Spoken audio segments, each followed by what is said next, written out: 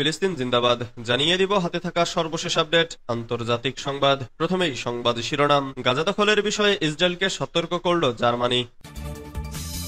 এরপর জানিয়ে দিব সেনা প্রত্যাহার ছাড়া যুদ্ধবিরতি নয় বলছে হামাস।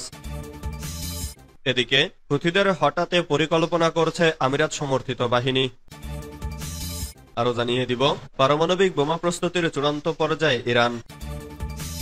সর্বশেষ জানিয়ে দিব গাজায় যুদ্ধবিরতি সংক্রান্ত নতুন প্রস্তাব ইসরায়েলের। এতক্ষণ শুনছিলেন সংবাদ শিরোনাম, এবারে বিস্তারিত। গাজা দখলের বিষয়ে ইসরায়েলকে সতর্ক করল জার্মানি। স্থায়ীভাবে ফিলিস্তিনের অবরুদ্ধ গাজা উপত্যকা দখলের বিষয়ে ইসরায়েলকে সতর্ক করেছে জার্মানি। মূলত ইসরায়েলি প্রতিরক্ষামন্ত্রী ইসরায়েল কাজ গাজার তথাকথিত নিরাপত্তা অঞ্চলে ইসরায়েলি সেনাদের অনির্দিষ্টকালের জন্য অবস্থান করার কথা বলার পর এই সতর্ক বার্তা দিল বার্লিন। এমনকি গাজা ফিলিস্তিনিদের এলাকা বলেও মন্তব্য করেছে ইউরোপের দেশটি। বুধবার 16 এপ্রিল তুর্কি বার্তা সংস্থা আনাদুলু জানিয়েছে, বার্লিনে এক প্রেস ব্রিফিংয়ে জার্মান পররাষ্ট্র মন্ত্রণালয়ের মুখপাত্র ক্রিস্টিয়ান ওয়াগনার বলেছেন, গাজা ফিলিস্তিনিদের অঞ্চল ও জার্মান সরকার গাজার স্থায়ী দখল কোনোভাবেই সমর্থন করে না। তাছাড়া ফিলিস্তিনিদের স্থায়ীভাবে সেখান থেকে বিতাড়নের কৌশলকেও স্পষ্টভাবে প্রত্যাখ্যান করে। তিনি আরো বলেন, জার্মান পররাষ্ট্রনীতির একটি গুরুত্বপূর্ণ লক্ষ্য হল মধ্যপ্রাচ্যে আলোচনার মাধ্যমে দ্বিরাষ্ট্র সমাধানে পৌঁছানো, যাতে ফিলিস্তিনি ও ইসরায়েলিরা পৃথক দুটি রাষ্ট্রে শান্তিপূর্ণ সহাবস্থানে বসবাস করতে পারে। এর আগে ইসরায়েলের প্রতিরক্ষামন্ত্রী ইসরায়েল কাজ ঘোষণা করেন, গাজার নিরাপত্তা অঞ্চলে ইসরায়েলি সেনারা অনির্দিষ্টকালের জন্য অবস্থান করবে, যা হবে শত্রু এবং ইসরায়েলি বসতিগুলোর মাঝে বাফার জোন। কার্জ বলেন, এই পদক্ষেপগুলো মূলত হামাসের ওপর চাপ বাড়ানোর কৌশলের অংশ, যাতে তারা বন্দিমুক্তির চুক্তি মেনে নিতে বাধ্য হয়। তিনি হুমকি দিয়ে বলেন, যতক্ষণ পর্যন্ত হামাস ইসরায়েলের শর্ত মানবে না ততক্ষণ ইসরায়েলি সেনাদের অভিযান চলতে থাকবে এবং হামাসের কার্যক্রম ও অবকাঠামো ধ্বংস করা হবে।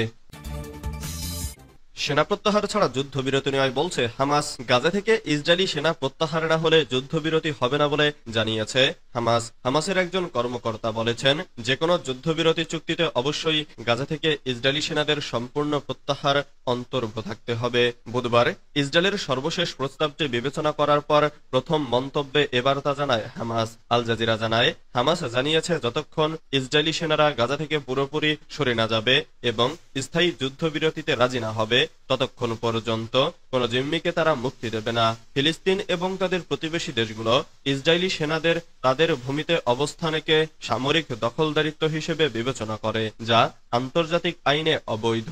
এদিকে দখলদার ইসরায়েলের প্রতিরক্ষামন্ত্রী ইসরায়েল কাটজ জানিয়েছেন, গাজা, লেবানন এবং সিরিয়ার কথিত নিরাপত্তা অঞ্চলে অনির্দিষ্টকালের জন্য তাদের সেনা মোতায়েন থাকবে। তার এ ঘোষণার কারণে হামাসের সঙ্গে যুদ্ধবিরতির চুক্তির আলোচনা আরো কঠিন হয়ে পড়ল। গত মাসে চুক্তি লঙ্ঘন করে গাজায় ফের তীব্র হামলা শুরু করে ইসরায়েল। এরপর গাজার বিস্তৃত অঞ্চল দখল করে নেয় ইসরায়েলি সেনারা। বুধবার এক বিবৃতিতে ইসরায়েলি প্রধানমন্ত্রী বলেছেন, অতীতের মতো ইসরায়েলি সেনারা যেসব অঞ্চল পরিষ্কার অথবা দখল হয়েছে সেসব অঞ্চল থেকে সরে যাচ্ছে না। ডয়চে ভেলের প্রতিবেদনে বলা হয়েছে, ফ্রান্সের প্রেসিডেন্ট ইমানুয়েল ম্যাক্রো গাজার হাসপাতালে ইসরায়েলের হামলায় ক্ষুব্ধ। ইসরায়েলের প্রধানমন্ত্রী বেনিয়ামিন নেতানিয়াহুকে ম্যাক্রো বলেছেন, গাজায় মানুষের দুর্দশা যেন অবিলম্বে বন্ধ হয়। একমাত্র যুদ্ধবিরতি হলেই বাকি পণবন্দীরা মুক্তি পাবেন। মঙ্গলবার নেতানিয়াহুর সঙ্গে ফোনে এসব কথা বলেন তিনি। হুথিদের হঠাতে পরিকল্পনা করছে আমিরাত সমর্থিত বাহিনী।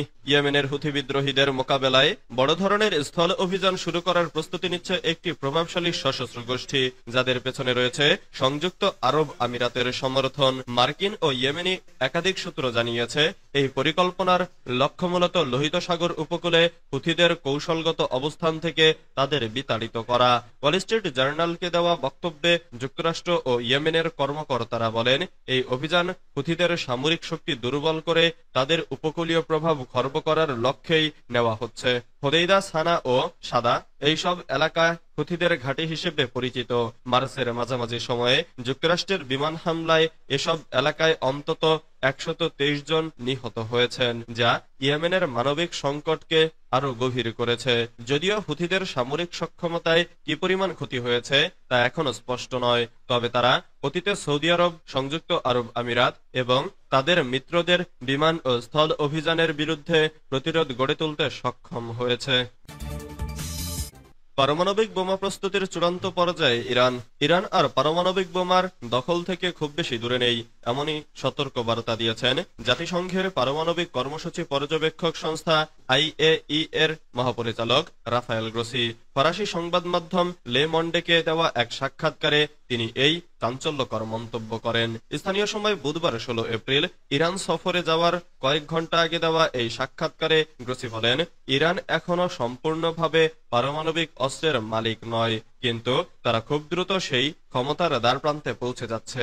এটি এখন সবাইকে মানতে হবে। পারমাণবিক অস্ত্র নির্মাণকে ধাঁধার টুকরো জোড়ার সঙ্গে তুলনা করে আইএইএ প্রধান বলেন, ইরানের কাছে ইতোমধ্যেই সেই প্রযুক্তি ও উপাদান রয়েছে যা পারমাণবিক অস্ত্র তৈরিতে প্রয়োজন। তারা চাইলে যে কোনো সময় সেগুলো একত্রিত করতে সক্ষম। এই সফরে গ্রোসি তেহরানে ইরানের জ্যেষ্ঠ নেতাদের সঙ্গে গুরুত্বপূর্ণ বৈঠক করবেন বলে জানা গেছে। বিশ্বব্যাপী উদ্বেগের মধ্যে এই সফর অত্যন্ত তাৎপর্যপূর্ণ বলে মনে করেছেন কূটনৈতিক বিশ্লেষকরা। গাজায় যুদ্ধবিরতি সংক্রান্ত নতুন প্রস্তাব ইসরায়েলের। দুই মধ্যস্থকারী দেশ মিশর ও কাতারের মাধ্যমে ফিলিস্তিনের গাজা উপত্যকায় যুদ্ধবিরতি সংক্রান্ত নতুন একটি প্রস্তাব দিয়েছে ইসরায়েল। মিশরের রাষ্ট্রায়ত্ত টেলিভিশন চ্যানেল আল কাহেরা নিউজ টিভি সোমবার এক প্রতিবেদনে জানিয়েছে এ তথ্য। খবর রয়টার্স। গাজা উপত্যকা নিয়ন্ত্রণকারী গোষ্ঠী হামাসের কাছে ইতোমধ্যে প্রস্তাবনা পৌঁছেছে। গোষ্ঠীটির মুখপাত্র আবু জুহরি জানিয়েছেন, তারা প্রস্তাবনা পর্যালোচনা করেছেন এবং যত শিগগির সম্ভব এই ইস্যুতে নিজেদের সম্ভাবনা জানাবেন গোষ্ঠীর হাইকমান্ড। তবে সেই প্রতিক্রিয়া কেমন হতে পারে তা পুরোপুরি অনিশ্চিত, কারণ প্রস্তাবনায় এই প্রথমবারের মতো ইসরায়েল হামাসকে সম্পূর্ণ নিরস্ত্রীকরণের দাবি জানিয়েছে। সেই সঙ্গে ইসরায়েলের পক্ষ থেকে বলা হয়েছে, হামাস যদি নিজেদের নিরস্ত্র করতে সক্ষম হয় তাহলেই গাজায় যুদ্ধবিরতি ইস্যুতে গোষ্ঠীটির সঙ্গে পরবর্তী আলোচনার সেশন শুরু করবে ইসরায়েল।